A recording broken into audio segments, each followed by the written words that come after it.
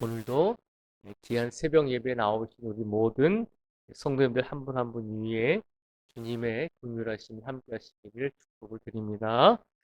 오늘 말씀은 예수님께서 포도원 농부에 관한 비유를 말씀해 주신 에, 사건을 우리가 함께 나누고자 합니다. 특별히 사순절 기간에 이 포도원 농부의 비유를 우리에게 왜 주셨는가라고 생각하면서 이 포도원 농부의 비유의 사건을 통해서 예수님께서 우리에게 하시고자 하는 말씀이 무엇인지를 우리가 살펴보고자 합니다.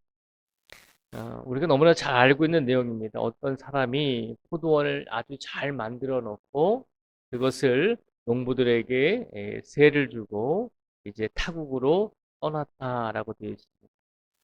이제 그 포도원 주인이 타국으로 떠난 지 오래되었을 때 주인이 말하잖아요. 2절 말씀에 보면 때가 이름에라고 되어 있습니다. 주인이 타국에 가서 오랜 동안 생활을 하고 있었지만 포도원의 농부들을 절대 잊지 않았다는 것이죠. 그리고 때가 이르렀을 때, 이 포도원 주인이 생각할 때 때가 됐다라고 생각했을 때 농부들에게 포도원 소출을 받으려고 자신의 종들을 보내었다라고 기록하고 있습니다. 그런데 이 포도원의 농부들이 주인이 보낸 종을 어떻게 했죠? 그 종들을 잡아 죽이기 시작했습니다. 이 3절부터 보면 3절, 4절, 5절 말씀에 보면요. 그들이 종을 잡아 심히 때리고 거저 보내었거늘 다시 다른 종을 보내니 그의 머리에 상처를 내고 능욕하였거늘 또 다른 종을 보내니 그들이 그를 죽이고 또 그 외 많은 종들도 더러는 때리고 더러는 죽인지라라고 되어 있습니다. 포도원 주인이 타국에서 때가 되었을 때 포도밭에 이제 소출을 받기 위해서 자신의 종들을 보내었더니 이제 세를 얻어서 농사를 짓던 그 농부들이 주인의 종들에게 세를 주는 것이 아니라 오히려 종들을 때리고 모욕하고 또 어떨 때는 종들을 죽이기도 하는 그런 악행을 저지르게 되었다는 것이죠.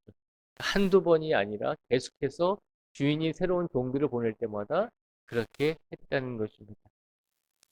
우리가 가만히 생각해 보면 처음부터 이 종들이 주인의 종을 때리고 쫓아내고 세금을 내지 않았을 때 차라리 이 포도원을 빌려준 주인이 처음에 단호하게 대처를 했더라면 어땠을까라고 생각을 해보게 됩니다. 그렇잖아요. 처음에 그렇게 단호하게 대처를 했다면 다른 종들이 죽을 일은 없었을 거라고 생각을 합니다. 그런데도 이상하게도 이 포도원의 주인은 계속해서 새로운 종들을 보내서 포도밭에 농부들이 이제 세를 낼 수 있도록 계속 기회를 주죠. 그럼에도 불구하고 계속 종들을 때리고 죽이자 이번에는 포도원의 그 주인이 이렇게 생각을 하죠. 이제 나에게 아들이 하나 있는데 내가 종들이 아니라 내 아들을 농부들에게 보내면 농부들이 그들의 잘못을 깨닫고 나에게 내가 원하는 이제 세금을 낼 것이다라고 생각을 하고 6절 말씀에 보면 자신의 아들을 어, 포도원 농부들에게 보내고 있는 것을 우리에게 보여주고 있습니다. 한번 볼까요? 6절부터 8절까지 말씀을 또 제가 읽어드리겠습니다. 이제 한 사람이 남았으니 곧 그가 사랑하는 아들이라. 최후로 이를 보내며 이르되 내 아들은 존대하리라 하였더니 그 농부들이 서로 말하되 이는 상속자니 자 죽이자 그러면 그 유산이 우리 것이 되리라 하고 이에 잡아 죽여 포도원 밖에 내 던졌느니라. 아멘. 이 6절, 7절, 8절 말씀에 보면 이 포도원의 주인이 농들을 보내다가 이 농부들이 계속해서 말을 안 들으니까 이번에는 내 아들을 보내면 이 농부들이 내 말을 그래도 듣겠지라고 하는 마음으로 이 포도원 주인의 아들을 보냅니다. 그랬더니 농부들이 결국은 그 아들까지도 죽여버리게 되잖아요. 우리가 이 8절까지의 말씀을 통해서 이 포도원 주인이 굉장히 어리석은 사람처럼 보이죠. 처음에 단호하게 대처했으면 더 큰 일이 벌어지지 않았을 것이고, 처음부터 단호하게 대처를 했으면 아들까지 죽는 그런 비참한 비극을 어, 맞이하지는 않았을 것입니다. 그래서 포도원 주인이 참 어리석은 것처럼 느껴지죠. 그런데 우리가 오늘 이 포도원 주인의 모습을 통해서 우리가 기억해야 될 것은, 포도원 주인은 어리석은 사람이 아니라 그만큼 농부들을 기다려 주었다는 것이죠. 농부들이 자기가 원하는 대로, 이 포도원 주인이 원하는 대로 그들에게 포도밭을 새로 주었으니까 그들이 감사함으로 이 포도원 주인에게 감사함을 표하기를 원했다는 것이죠. 그러니까 포도원 주인이 어리석어서가 아니라 이 포도원 주인이 농부들을 향한 기다림, 인내하고 참아주고 사랑해주고 기다려주는 그런 모습을 우리가 기억해야 한다는 거죠. 그런데 또 기억해야 될 것은, 포도원 주인이 한없이 기다리지는 않았거든요. 그렇죠. 한없이 기다리지는 않았어요. 아들이 죽자 이 포도원 주인이 어떻게 했냐면요. 우리 9절 말씀을 같이 한번 읽어보겠습니다. 9절의 말씀을 같이 읽겠습니다. 시작.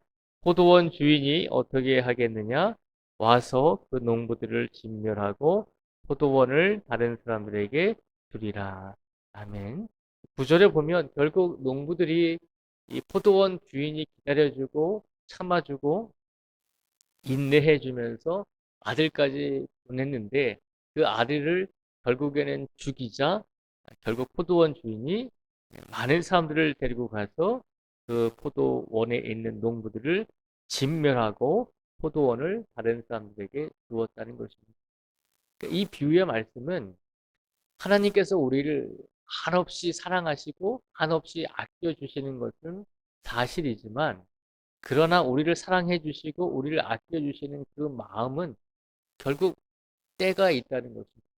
하나님께서 우리를, 마지막 때가 분명히 올 것인데, 마지막 심판의 때, 종말의 때가 올 것인데, 그때까지는 우리를 끊임없이 참아 주시고 인내해 주시고 기다려 주신다는 것입니다. 그런데 우리가 생각할 때 하나님께서 한 번 참아 주시고 두 번 참아 주시고 계속해서 참아 주시니까, 아, 하나님은 이렇게 계속 참아만 주시는 분인가 보다라고 생각할 때가 있다는 거죠. 그런데 오늘 예수님의 이 비유는 때가 분명히 있다는 거죠. 마지막 때가 있다는 거죠. 종종 말씀드리지만 우리 기독교는 창조가 시작되면서 시간이 시작이 되었잖아요. 그리고 어, 시간의 마지막 때가 있습니다. 그때는 하나님께서 세상을 심판하실 때, 세상의 종말을 위해서 예수님께서 다시 오실 때, 그때는 시간의 마지막이 되는 것이거든요. 그래서 우리 기독교의 시간의 개념은 직선의 개념입니다. 시작이 있고 마지막 때가 있는 시간의 개념입니다.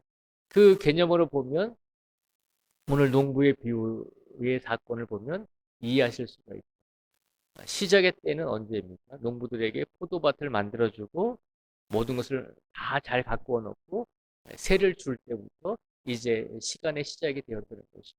그리고 마지막 때는 언제인가요? 마지막 아들까지 보내서 농부들에게 기회를 주고 은혜를 주고 기다려 주었음에도 불구하고 농부들이 깨닫지 못하고 결국 아들까지 죽였습니다. 이 포도원의 주인은 결국 포도밭의 농부들을 진멸하게 되는 마지막 때의 모습을 우리에게 보여주고 있습니다. 오늘 이 포도원 농부의 비유는 우리들에게 주어진 시간이 마냥 영원토록 하나님께서 우리를 기다려 주시는 것은 아니다라고 하는 것입니다. 하나님께서 우리를 많이 기다려 주시지만, 그러나 우리들도 분명히 때가 있다는 것을 기억하면서 살아가라는 것입니다. 그래서 하나님의 뜻을 우리가 받들고 하나님께서 우리에게 원하시는 대로 삶을 살기 위해서 이 사순절 기간에 최선을 다하라는 것입니다. 사순절 기간에 우리가 마음대로 살고 사순절 기간에 우리가 하고 싶은 대로 살아도 하나님께서 그냥 내버려 두신다고 그것이 하나님께서 마냥 다 기다려 주시는 것은 아니잖아요. 하나님께서 우리의 모습을 보시면서 마음엔 들지 않지만 그래도 기다려주고 계신다는 것입니다. 그러나 우리가 분명히 기억해야 될 것은 마지막 때가 분명히 온다는 것이죠. 그 마지막 때가 오기 전에 우리가 하나님께 더 돌아오고 하나님의 말씀대로 살아가기를 예수님께서는 원하시는 마음으로 이 비유의 말씀을 우리에게 선포하여 주신 줄 믿습니다. 그런데 참 안타깝게도 이 말씀을 이스라엘 사람들에게 해 주셨거든요. 이스라엘의 종교 지도자들에게 이 말씀을 해 주셨거든요. 그런데 이 말씀을 듣고 이스라엘의 종교 지도자들이 어떻게 응답을 했냐면요. 오늘 본문 12절 말씀을 같이 한번 읽어보겠습니다. 12절 말씀을 같이 읽겠습니다. 시작. 그들이 예수의 이 비유가 자기들을 가리켜 말씀하심인 줄 알고 잡고자 하되 무리를 두려워하여 예수를 두고 가니라. 아멘. 12절 말씀에 보면 이 비유의 말씀을 들은 이스라엘의 종교 지도자들의 태도를 우리에게 보여주고 있습니다. 귀한 말씀을 예수님께서 해주셨잖아요. 너희들에게는 때가 있다는 것. 때가 있다고 예수님께서 말씀해 주시고 하나님께서는 인내하시고 기다려 주시지만 그러나 그 인내하심이 마지막 때에 분명히 그 인내하심은 끝나게 될 것이다라고 하는 것을 이스라엘 사람들과 종교 지도자들에게 비유를 통해서 알려주신 것이거든요. 그러니까 회개하고 너희의 잘못에서 돌아와야 된다라고 그렇게 기회를 주고 계심에도 불구하고 12절 말씀에 보면 오히려 종교 지도자들과 이스라엘 사람들이 예수님을 잡고자 하되라고 되어 있습니다. 이게 얼마나 어리석은 모습입니다. 그런데 이 어리석은 모습이 우리들의 삶 속에서 비슷하게 일어날 때가 참 많이 있잖아요. 한없이 우리를 인내하시고 한없이 우리를 기다려주시고 한없이 우리들을 하나님의 품으로 돌아오기를 원하시는 하나님의 사랑으로 우리를 대해주시는데 우리가 생각할 때 하나님은 그냥 우리를 한없이 참아주시는가 보다 한없이 기다려주시는가 보다 라고 그렇게 생각하면서 안일하게 생각하는 경우가 있다는 것이죠. 오늘 우리 삶을 뒤돌아보면서 우리에게 하나님의 말씀이 없기 때문에 우리가 말씀대로 살아갈 수 없습니다라고 그렇게 고백해서는 안 된다는 것이죠. 분명히 하나님의 말씀을 오늘 우리에게도 선포해 주고 계십니다.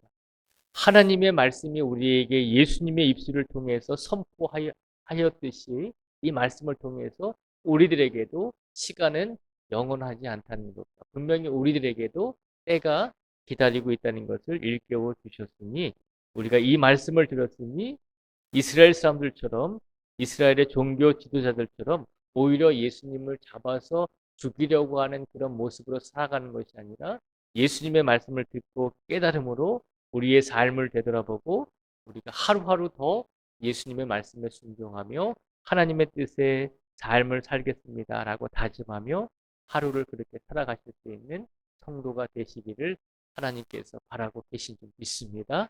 그러니 그 마음을 가지시고 그 다짐을 가지시고 오늘 사순절을 보내실 수 있는 우리 모두가 되시기를 주님의 이름으로 축복을 드립니다.